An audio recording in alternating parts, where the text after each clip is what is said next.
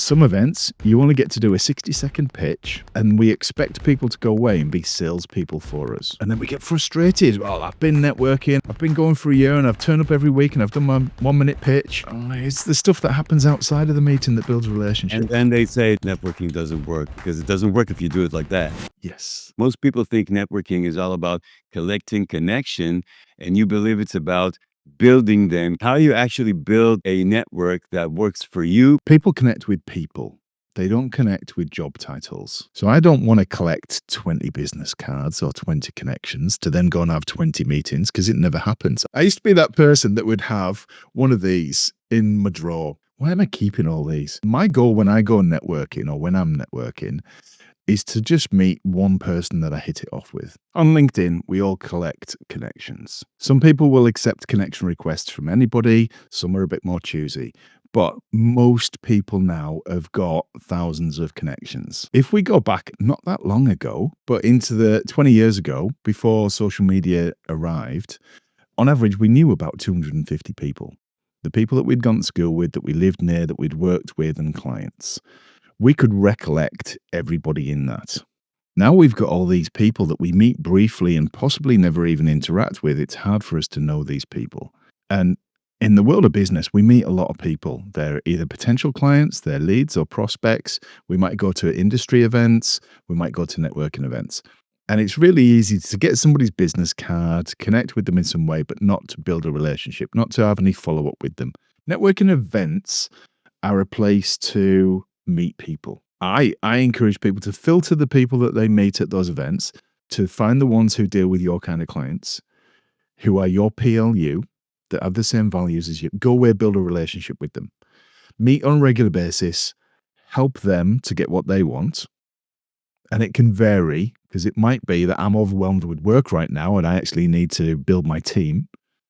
And you introduce me to some people that can help with admin or scheduling or sales or building a website or whatever. Or it might be that I need clients.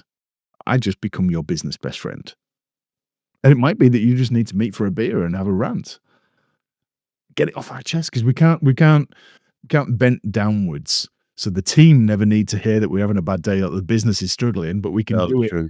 We can do it with somebody else.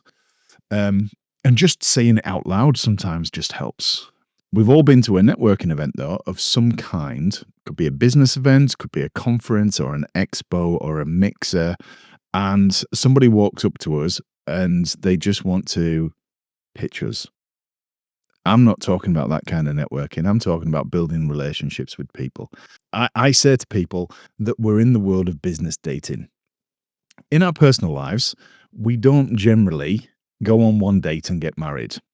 There is always going to be someone that says, yeah, that was me and I did that. But generally, we don't go on one date. We go on multiple dates and we build a relationship with someone that ultimately, over time, leads to knowing each other well enough that somebody asks the question and then we get married.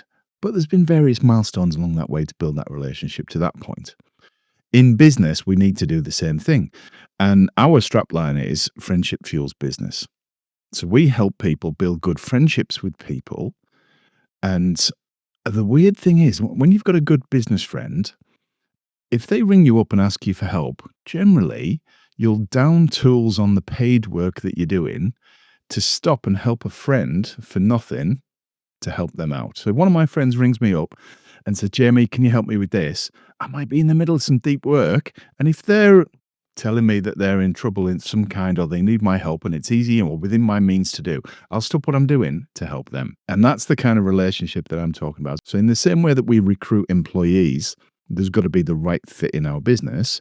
What if you recruit the right connections for your network? Now, I'm not saying don't connect with people, but we're talking about building an inner circle of people here. So in your inner circle, they should be people who deal with your ideal clients if you're looking for leads. So if you're looking for new clients, you want to build a relationship with the right people. So let's talk about something a lot of people struggle with, Jamie, which is how to introduce themselves. Whether it's in a social event or in a networking space or even on social media, many entrepreneurs just aren't sure what to say. More often than not, they either say the wrong thing or they avoid the situation altogether. And I hear it all the time. I'm just not good at that. But then I saw how you introduced yourself on LinkedIn. and I really liked it. It really caught my attention. You shared personal details. You even shared a near-death experience, right? So, and you did all that before even mentioning about what you do.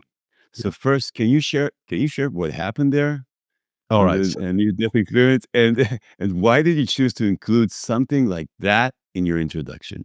Okay, so I'll tell you a football story in a minute or a soccer story that relates to this. People connect with people; they don't connect with job titles. Ultimately, it comes down to one-on-one conversations where you and I meet. You explain what you do. I decide if you're a good fit or not. Ultimately, I'm deciding if I like you or not. But people like to deal with people that they've got things in common with. Why do we always crave people? We can hear an accent, can't we? If we're on holiday somewhere, we hear someone that's got an accent from back home, we'll probably strike up a conversation with a complete stranger. If we go back to football, so I mentioned football before. So I've just come off a networking event now I'm in the UK. We've got some online events that we run in Dubai. And I met this guy from the UK who's moved out to Dubai. And he's telling us, introducing himself, and he's saying, I used to be a semi professional footballer or soccer player. And while he's talking, I had looked at his LinkedIn profile because I know somebody that's a semi-pro footballer who lives out in Dubai that runs an academy out there. And I thought he's a great fit purely because he mentioned football. I straight away thought, right, I'll introduce him to Liam. Now I looked on Tyrese's LinkedIn profile and there was nothing about football on it at all. And I said to him, "Why have you not got football on there? Because people wanna deal with people like us. And if you've got that thing in common, then if I'm reading it and you had scuba diving on your profile, I'd go, 'Oh, he must be like me. He's my kind of person. We've got something in common.' I might never even mention it. People like to deal with people that they've got things in common with." Both those stories were very interesting. And you're an amazing storyteller. You're just amazing at storytelling. But many people feel they're not interesting enough to stand out in networking. So what do you say to them? Okay. When I'm networking, usually I don't do a lot of talking, believe it or not. And like, this is why I love guesting on podcasts because I've got all this pent-up conversation in me that I wanna get out. But when I'm You see the networking platform blow up. But when I'm networking, I'm usually just asking questions of people. So there's a phrase that I heard, and I can't remember where I heard it to credit anybody for it, but we should be interested rather than worrying about being interesting. And this is what you're very good at, asking good questions that gets me to open up. And what do we do when we talk? So when somebody asks you questions, I get to talk about my favorite subject, which is me and my past and my background and my hobbies and my interests. So people light up with that. And the best conversationalists are well known for being good listeners. And if we get and my goal when I go networking or when I'm networking is to just meet one person that I hit it off with. Meet one person. There might be 20 people, there might be 100 people. Who's the one? Because like you, I don't have a lot of spare time. So I don't want to collect 20 business cards or 20 connections to then go and have 20 meetings because it never happens. I used to do that. I used to be that person. I don't think I've got it in my drawer. Oh yeah. I used to be that person that would have one of these in my drawer. Loads of business cards. And this is old now. So this is about 5 years old, this stack. I threw loads of them out during lockdown. I was like, why am I keeping all these? Um, so I don't want to be that person that collects connections. I want to meet the right person. And if I ask enough questions, I'm going to find out if someone's the right fit or not. They're going to enjoy that conversation. Like, "Oh, I had a brilliant conversation with Jamie, but I don't actually know much about him." And then I'm going to go away and see how I can help them in some way. And I can't always do that, but if I can in some way, and I follow up and I'll connect with them on social media. Then I'll drop them a message. I might drop them a voice note. Then I get my voice coming across. I might even send them a video. Then they get to see me, and then that locks that in. And then I'll follow up on something. Then I'll set a meeting with the business date. So we're gonna have a number of meetings in order to build a relationship, a business relationship that helps me understand you and how I can help you. And the more that I help you, at some point, if you're the right kind of fit, you're going to do something to help me back. Now, that's not the only reason that I pass introductions. I just love to help people. I run a whole business on this, and it just spreads goodwill. I don't have to come out and be the most interesting guy, the center of attention. Everybody's circling me just to listen to what I have to say. No, it's about being interested in other people. It's about being a good listener. It's about asking the questions, not answering the answers, right? And that makes people look at you and say, "Well, this guy's really interesting." You were the one who's doing all the talking, but you think this guy's really interesting because you're kind of listening to yourself the whole conversation. Let's just wrap up the key to making your introductions feel more natural for you and more memorable for the people you're meeting. So the key ingredient. Let's just wrap up the key to making your introductions feel more natural for you and more memorable for the people you're meeting. So the key ingredient. You've got to be able to explain yourself quite concisely. So I help people win more dream clients. That's what I do.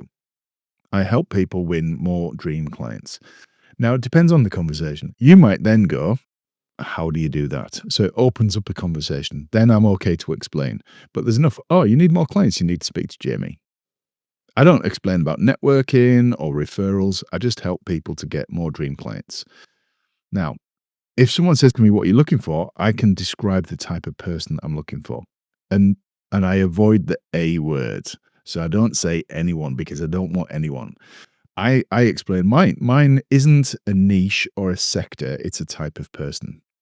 So I would say to you, who are the people that you know that run their own business? They're nice people. They're ambitious. They're people. They're very driven. They invest in personal development. They're probably family people. More often than not, they're pet owners. They're my kind of people. They can sometimes be a little bit. Um, that's it. That's it. They can sometimes be Yeah. a little bit. In the UK, we say Marmite. So their Marmite is a love hate product, and so because they're so driven, sometimes they can be very direct, and s and but you scratch the surface and they've got all these traits. They've probably hit a ceiling of some kind, a glass ceiling, and they're stuck right now. So if you like them and they're your kind of people, they're probably my kind of people, and I help them get past that glass ceiling. Perfect. That's exactly the kind of people we are here in this community. The tipping point of success. You described it perfectly. It's good that I have that recorded. Actually, I'm gonna listen to it a few times. If you're struggling to grow your business without burning out, I've put together a free guide for you. The Burnout Free Business Guide is packed with strategies to help you scale without the overwhelm. Grab your copy in the first link in the show notes below. All right, we've covered how to build real connections, Jamie, instead of just collecting business cards. Also, how to introduce yourself properly. But here's where it gets exciting: how to create a referral engine and turn those connections into consistent, high quality referrals without feeling pushy or salesy. What's a referral partner? How can I get one?